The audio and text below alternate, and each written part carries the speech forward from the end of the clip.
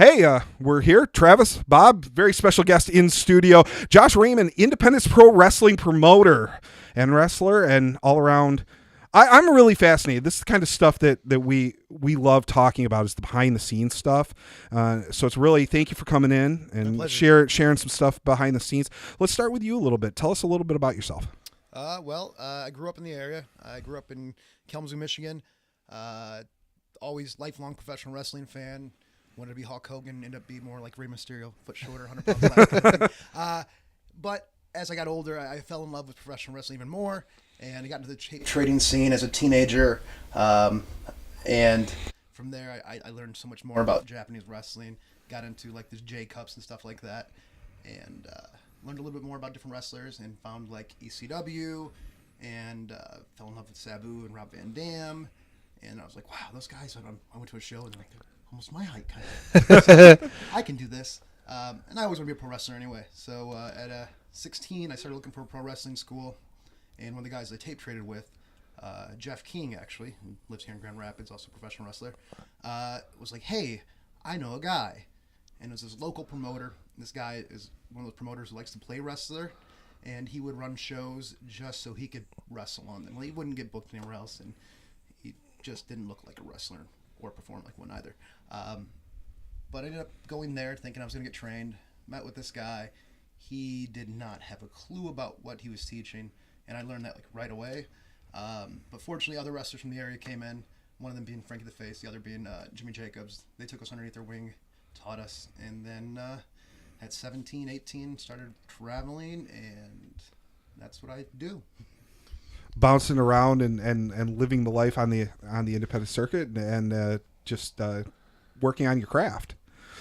So you really got in at a young age, and I know kind of how hard is it. We hear a lot of the shoot interviews from the old guys. Breaking in used to be really hard. Was there some hazing? Was there a breaking in period? This was 2001, 2002, 2003 area. That's when I first started looking for training. So I was at that last tail end of like pre-wrestling schools, pre-internet, social media, all that sort of stuff. So yeah, there was still like, if you wanted to break into wrestling, typically you wouldn't find a school, you would find a local independent professional wrestler, and he would then take you underneath his wing, and you go on the road with him.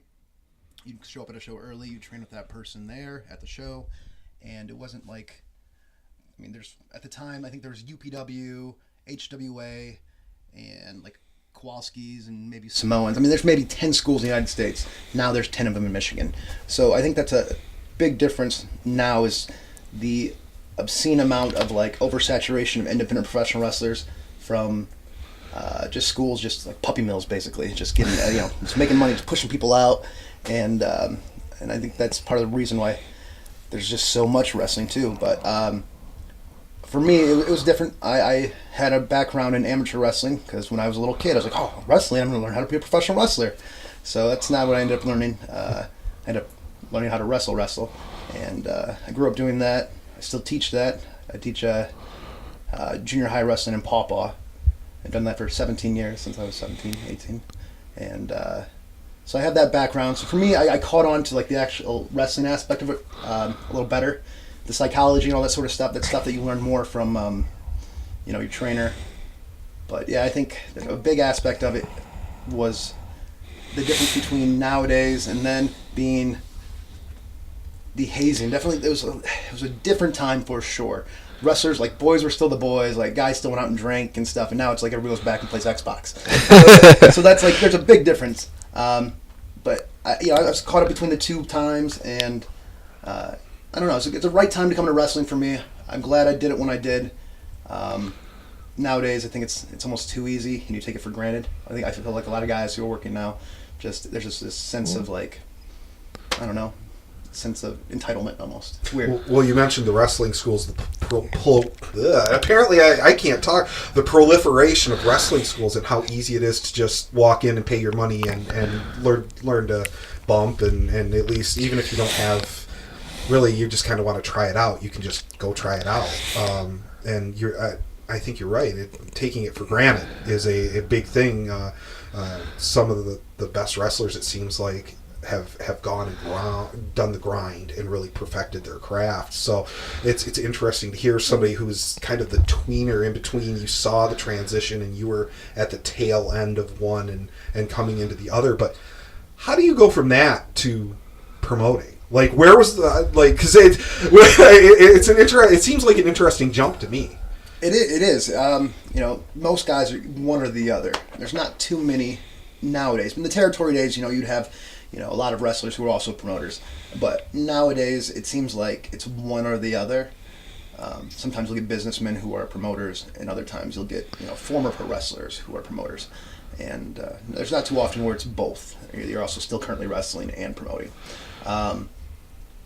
The reason I did it to begin with was there's just nothing on this side of the state. There really wasn't at the time.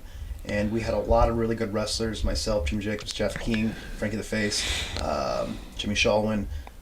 There's quite a few really like quality independent professional wrestlers on this side of the state who were making a name for themselves all over the United States, Midwest.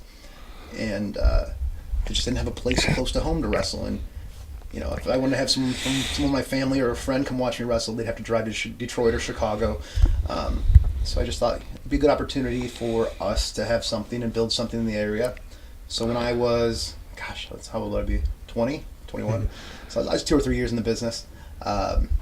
Orlando Colon, who is Epico, WWE, mm-hmm. He was at Western on a baseball scholarship, and he was training at Dan Severn's wrestling school, where I would help out there at the time. I ended up becoming their head trainer after a while.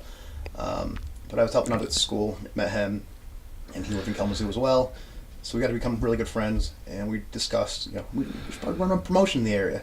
And him growing up in the business, like, he knows every aspect of, you know, promoting and booking and all this sort of stuff. I mean, he's been behind the scenes since he was a child, before he was born, you know. His family's done that. So growing up in the business, I think, like, I learned a little bit from him, but at the same time, like, I was also always the type of person who wanted to make a living in the business one way or another. So I'd watch at other promotions that I was working at how, you know, how things are booked. I paid a lot of attention to the promoters. So I thought when the time came that I would know what the fuck I was doing. Yeah, well, as you said, there really isn't a whole lot here in West Michigan. I feel like we've, specifically Grand Rapids, has been ignored by pretty much everyone other than WWE. You know, we've had a couple Ring of Honor shows local to West Michigan, but they were like in Mount Pleasant and Kalamazoo.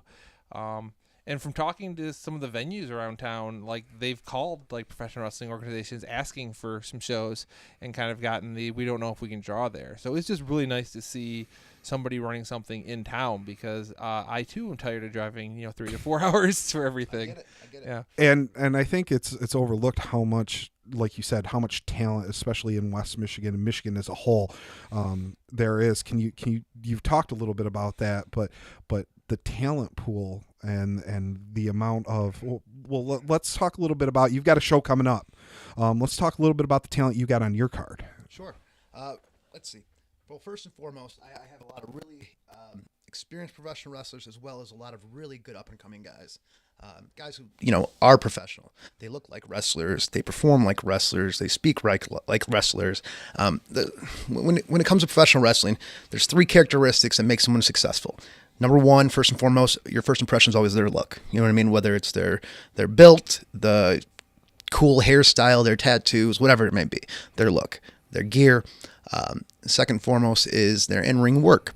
You know, how they perform in the ring, how they capture the audience, that sort of thing. And then last, you know, you have their promos. So all these guys have at least 2 of the 3 things that are really important. And I think that's what makes them successful. Some of these guys, you know, have less than a year in the business. Some of them, like Jimmy Jacobs, has been in the business for the majority of his life. So that's part of the thing. Right now we have Jimmy Jacobs, who's taken on Aaron O'Ryan. Aaron O'Ryan has been around for quite a while. He was in the military. He started wrestling, I would say 2007, and did about 3 or 4 years, and then joined the military and did 4 years in the military, got back out, went back in the business. And even while he was in the military, he's working a few shows here and there down in North Carolina. But he came back, and he has just been killing it all over Canada, the United States, Midwest. He's a guy who, like, you should really be watching, because he's going to do something big soon. So him and Jimmy Jacobs should have a really good match. We also have Jake Oman. Jake Oman's based out of Indianapolis. Known him since, I don't know, 2003, 2004. And he's taking on Jack Price. Jack Price is one of the newer guys. He was trained down in Atlanta originally. Mr. Hughes is, was it W4 Wrestling, something like that? W4A? Anyhow, he trained down there, and he's up here now. And he was living in Grand Rapids for a while. Now he's living in Detroit with his wife. They just had a child, and they're wrestling. He's super athletic. He's one of the guys who's really up and coming too. We also have a gentleman by the name of Karam. Karam is a physical beast. I haven't seen somebody as jacked in professional wrestling who doesn't have a job in a long time. So he's another guy who's probably going to make some money soon. I'm wrestling him, actually. Let's see, who else we got on the show? We got Jeff King. He's taking on the Monroes. The Monroes are Malcolm Monroe Jr. and Malcolm Monroe III, MM3. They're father and son tag team. They're our tag team champions here. And they are right now, as far as I'm aware of, they are the only father-son tag team in professional wrestling. It's a second and third generation father and son team, which is really cool, to be honest. And they're both super athletic somehow and just really good professional wrestlers. Those good genes. Yeah, something like that. Passed yeah. it on. Totally. That's fantastic. And that is something we don't see a lot of. We're getting into the point now where third and fourth generation professional wrestlers, but to see a father-son tag team is something we haven't seen a lot of. So definitely not. Spots maybe here and there. So Bob, you got something? You look like you're chomping at the bit. Please. So with the change in the independent scene with things like AEW now becoming an option, where do you stand on the business as a whole right now? Man, it's like at a golden age almost. It seems like it, at least. With the oversaturation of guys, whether there's 100 guys more than usual or 200 guys more than usual, that means there's still going to be a lot more better guys. So there's so many good guys out there, but there's also like a large amount of shitty guys. So as long as you can focus on the good guys and all the good wrestling, which there's a lot of it, and with the growth in technology, with everything on YouTube and just the access of so much wrestling now, I think like there's so much good wrestling. It's a golden age for wrestling. If you're a wrestling fan, you can find so many good promotions out there. Like I really think that now's the time, and with AEW, with all these new places, there's more people making a living in professional wrestling, I believe, than since the territories. So I think that's awesome. Yeah. I keep telling people online, I keep seeing people like, well, I can't find anything but WWE. And I'm like, man, if you're not finding anything but WWE, you're not looking. Because, between the companies with their own streaming apps, YouTube, Twitch has got like live wrestling now. It's all over the place. Yeah, it's awesome. WWE even talks about other promotions once in a while. They'll talk about Ring of Honor. If you watch any of the DVDs, they focus on other promotions. They'll talk about the other promotions these guys came from. So find those promotions those guys came from. They're probably still around, and then you'll find some good wrestling. Absolutely. Google's a wonderful tool. I'm telling you. I really don't. In maybe if you're 65 and you're saying I'm struggling finding a little bit of wrestling, I'll buy it. But the 20-somethings that say they can't find good wrestling, I do. I give them the side eye and say I don't see it. So speaking of the fans, that's what Bob and I are. We're lifelong fans. A lot of them think that they could just run a promotion and they could just book anything they want. I can outbook anybody. This is one of the things that I was really excited to talk to you about. Is kind of the behind the scenes nitty gritty of running a show and the amount of small details and technical things that the normal fan just doesn't think of when putting together a show. Bob and I have done some event production outside of wrestling. So I think of that, and I know I was running small events, 200, 300 people. Can you tell us, like, where it is a massive thing and a massive undertaking to produce a show? Can you please educate the fans who think that they could just do it and do it better than anybody? How hard is this really? It's a full-time job plus another full-time job. It really is. Like, it comes down to, okay, so, of course you got to book your talent and your venue, and that's not it. Like the promoting aspect and making your show look professional are two very time-consuming things. So I have a to-do list just for like today, okay?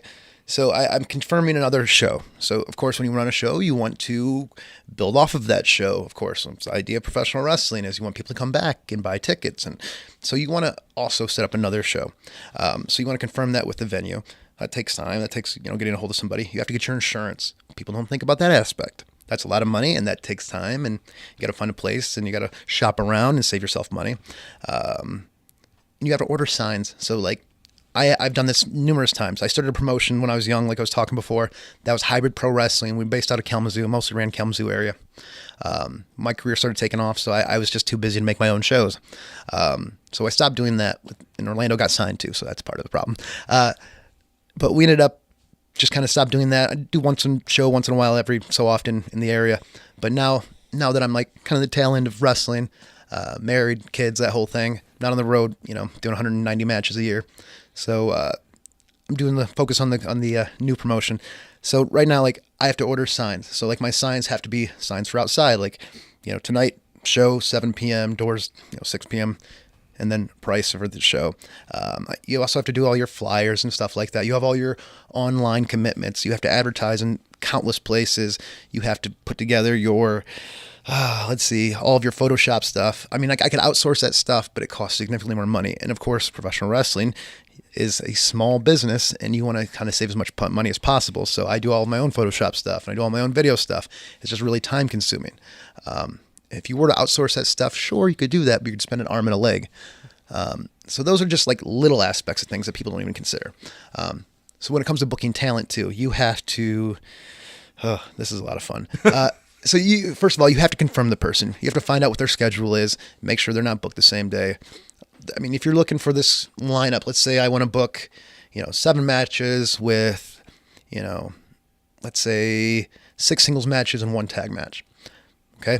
That's going to be 16 guys. Then you have your referees, you have your ring announcers, you have your security, you have your people setting up. And a lot of times you'll have some young guys who will come in and help out.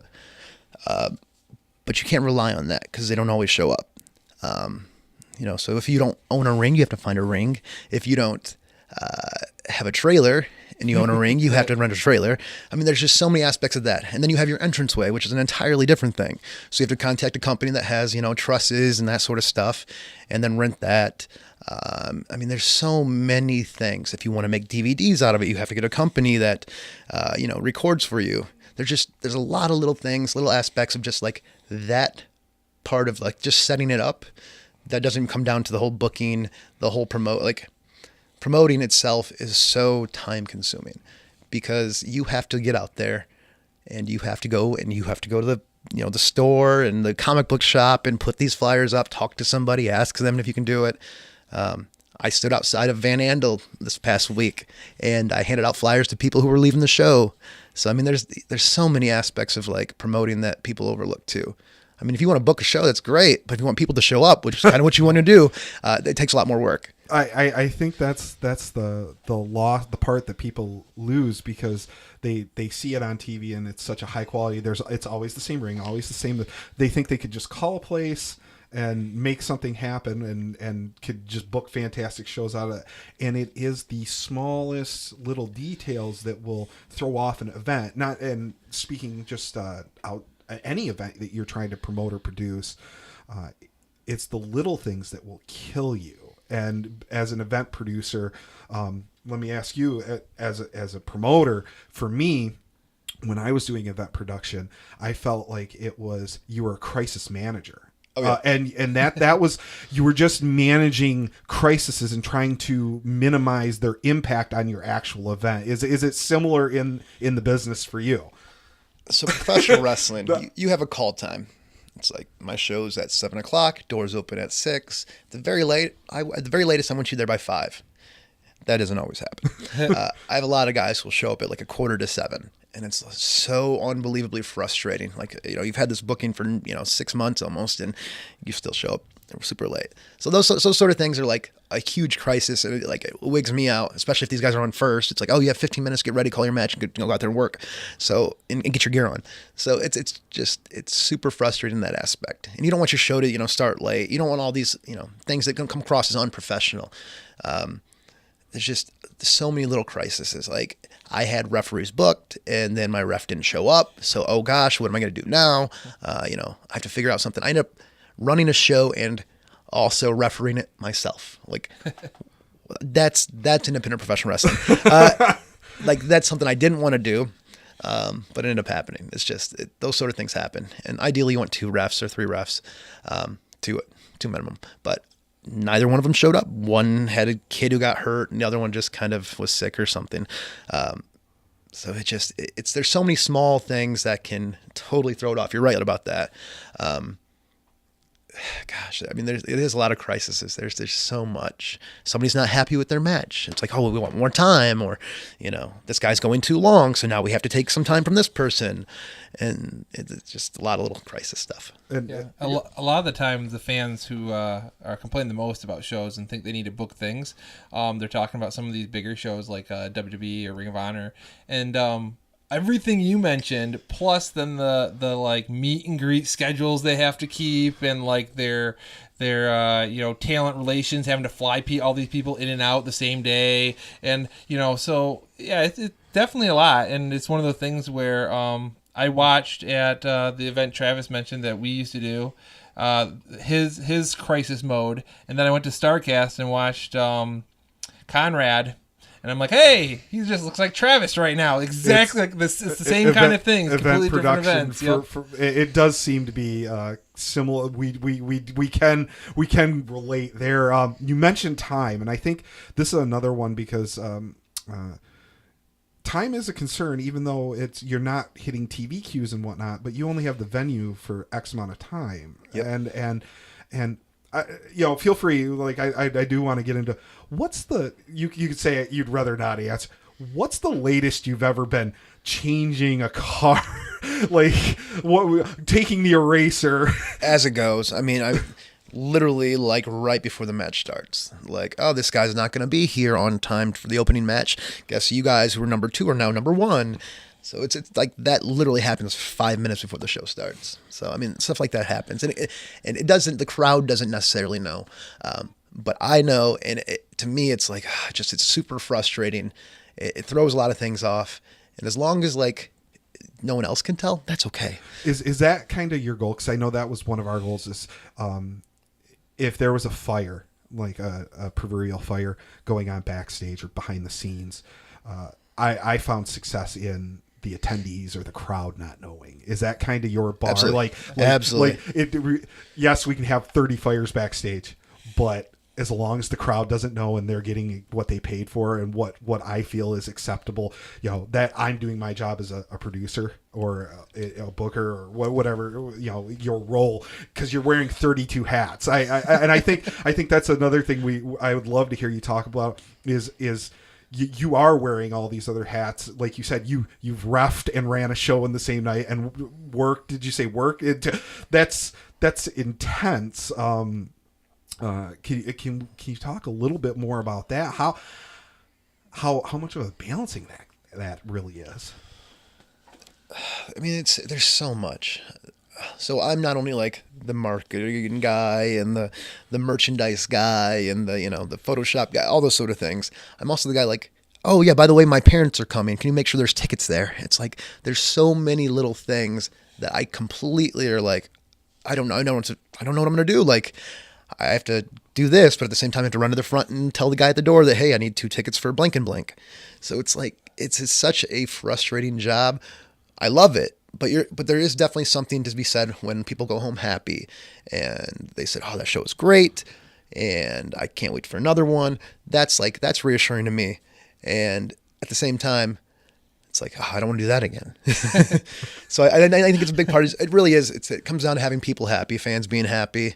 And a lot of times with independent wrestling, like you're happy to break even financially. Like it's like with any business, you have to spend money to make money. So you have to build this fan base. In order to build a fan base, you're going to probably end up losing money in the beginning. And there's some of the, like we talked about initially, the dedication, and it's a little bit of a for love of the game sort of thing. At least that's outward looking in and listening to you talk, there's a real passion for what you do. You were talking about like the fires and the putting out, but there's this, you have these expressions and just this tone in your voice that you really have a love for what you're doing deep down, and it's driving you to do it and do all these, and having a full-time job and having another full-time job. And like you said, you're willing to build that. So it really takes that passion. Yeah, WWE runs these. They don't run these. They give their employees, the wrestlers, a test, and this test is about just different characteristics. What they're trying to do is they're trying to find the characteristics that make someone successful in professional wrestling. So they ask all these different questions, and it's almost like a career test in a way. And they test like your ambition for things and different stuff. And I have friends, a lot of friends in WWE. One of them being Cesaro, and they asked a question about like, would you ever like to be a race car driver? And he's like, yeah, I'd like to do that. Bryan Danielson, Daniel Bryan, is like, yeah, no, not at all. And out of all the tests they've ever given to anyone at WWE or NFL, this company, they told Bryan that he has the least ambition of anyone they've ever had, which is surprising because this guy is like the most professional wrestler you could ever imagine. And the thing about it is there's not a characteristic. You don't have to have this or that or this. The only thing you really need is a love and passion for it. And as long as you are fully like on board, love this thing, put it first, you're going to be successful. And I think like that's why I was pretty successful as a wrestler. And I think like that's why I think this promotion is going to be pretty successful. So fantastic. I think they could have asked Daniel Bryan, "Would you like to do any job?" And he would have been like, "Nope," if it wasn't pro wrestling. Like, I mean, I'm the same way. Like, there's nothing else I'd rather do. Like, my wife, love her, but she's like, "Oh, maybe you should figure out what else you want to do with life." And I'm like, "There's probably not anything else I want to do," So I this is kind of what I'm focused on right now. Just trying to find something that I don't know, something in the area that I can run regularly. Be fun. All right, so road stories. Oh God! Like we can't we can't let you go without at least one really good road story, because really that's what we all came for, right? Yeah. That's what everybody loves. Give us one of your good road stories, please. Well, let's see. Early, later career. Okay, let's go early career, because that was kind of when wrestlers were still wrestlers. So fanny packs are a thing in professional wrestling, as you're aware of. Sure. Yeah, and to this day, like, people started bringing them back. Brazilian Jiu-Jitsu too, oddly. Yeah, there's a lot of stuff. There's a lot of stuff where fanny packs are kind of neat. But so I don't know, I'd probably be 18 or 19 this time. We're doing a show in the middle of summer, and we're heading up to, I don't know, Kalkaska or Cadillac, somewhere up there, not too far. And we're in between Grand Rapids and somewhere. And it's middle of summer, super hot out. One of the cars, there's two carloads of wrestlers. One car in front of us, and I'm in the back car. And there still happens to be this car accident. So it's super hot in the summer. The car I'm in and the car in front of me, neither one has air conditioning. Remember, this is like 2003. So a lot of cars didn't have air conditioning, or air conditioning at work, apparently, because we're poor independent wrestlers who were 18. And then, so I'm in the back here, and I'm sweating my ass off. I'm going to take my shirt off. So I take my shirt off, and I'm like, you know what? I just got a fanny pack on. So I take my pants off. I'm just wearing just my fanny pack. and I know, and all the guys are like, it's funny. And I notice the other car in front of me is, they got the window down. And I'm like, I'm going to play Red Rover? And they're like, yeah, do it. So I get out in the middle of 131, just, bumper to bumper, full of traffic. And I run 3 cars up to the other car wrestlers, wearing just my fanny pack and the butt naked. And I dive in through the back seat onto 3 guys in the back. And that was quite a response from them.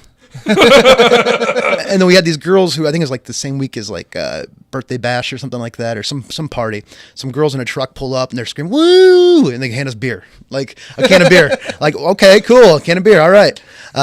So after that, Jeff King gets out with just a cowboy hat, puts it over himself, and just runs back to my car. So now he's in their other car, jumps through that window with just a cowboy hat over his junk. And I don't know. It's just one of those things that, you entertain yourself on the road when you're young, and it's fun. And we didn't have cell phones to just do this all the time. Yeah, you had to entertain yourself because there wasn't the technology. Yeah. I could. That's one thing I could listen to. I could listen to road stories all day. So, well, look, I saw the list on your phone. You are a incredibly busy person. Why don't we finish with the big plug? Give us all the details about the upcoming show, and we'll wrap it up with that. Awesome, thank you. We got IPW, Independence Pro Wrestling, at the Masonic Temple here in Grand Rapids. That is on March 2nd at 7 p.m. Doors are 6 p.m. Front row is sold out. General admission is $10. Kids 5 and under are free. Check us out at facebook.com/Independence Pro Wrestling. Get out and support your local independent promotion. Absolutely. Thank you so thank you much. guys. Awesome. We really Pleasure. appreciate it, Thank you, and we're definitely gonna have to bring you back and get more road stories at the very least. I got a list. We're gonna be see, we're fanboys, so like we're gonna be crawling up your butt all sorts of ways. I'll give you one when we get off of here that I can't tell in here. That's fantastic. Right, we're done then. Bye, guys. Yeah. See you later. Hey, before we go, Yes. folks from Chicago and Detroit, we drive to your stuff all the time. Y'all need to come over to the show. Come down here. Yeah. For real. It's close. So Join I us. want to go hear this story. So see you later. IPW debuts in Grand Rapids, Michigan.